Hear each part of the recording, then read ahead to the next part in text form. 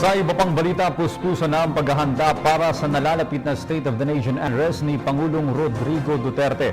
Sa katunayan ay ini-inspeksyon na kaninang umaga ni Presidential Communications Secretary Martin Andanar at batikang indie film director na si Brillante Mendoza ang batasang pambansa kung saan ilalahad ng Pangulo ang kanyang kauna-unahang pag-uulat sa bayan.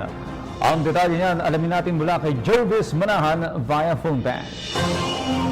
Yes, Audrey, dumating nga si Communication Secretary Martin Andanar at ang award-winning na direktor na si Brillante Mendoza dito sa Batasang Pambansa bilang paghahanda na rin sa unang sona ni Pangulong Duterte.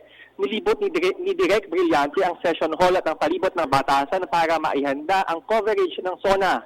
Nagkaroon din ng briefing si Secretary Martin Andanar with RTVM para i-discuss naman yung technical aspect ng sona coverage 2016. Si Director Brillante Mendoza ang napiling direktor ng State of the Nation address na isasagawa sa susunod na Lunes. Aniya, magiging very simple at without fanfare ang SONA ni Pangulong Duterte. Magiging prioridad daw dito ang pagko-communicate ng SONA sa sambayan ng Pilipino. Full coverage ang matutunghayan ng sambayan ng Pilipino sa SONA 2016.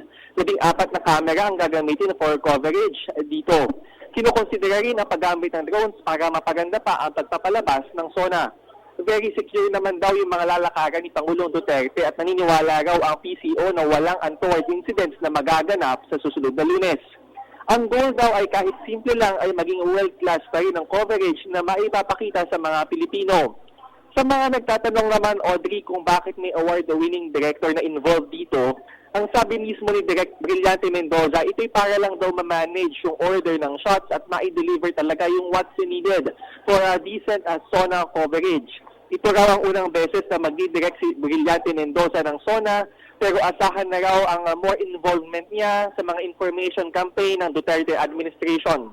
Ayon naman si Undersecretary ng PCO na si Ramon Cualoping, very short and very clear yung magiging speech ni Pangulong Duterte. Ma-emphasize daw dito yung government ay talagang for the people. Hindi raw ito rehearsed, pero may mga babasahin daw na speech ang Pangulo. Mapapanood ang unang SONA ni Pangulong Duterte dito mismo sa PTV sa Lunes ng hapon. At yan muna ang latest mula dito sa Batasang Pambansa. Jervis Manahan, PTV News. Maraming salamat, Jervis Manahan. Ako po si Cathy San Gabriel. Subscribe na sa PTV YouTube channel.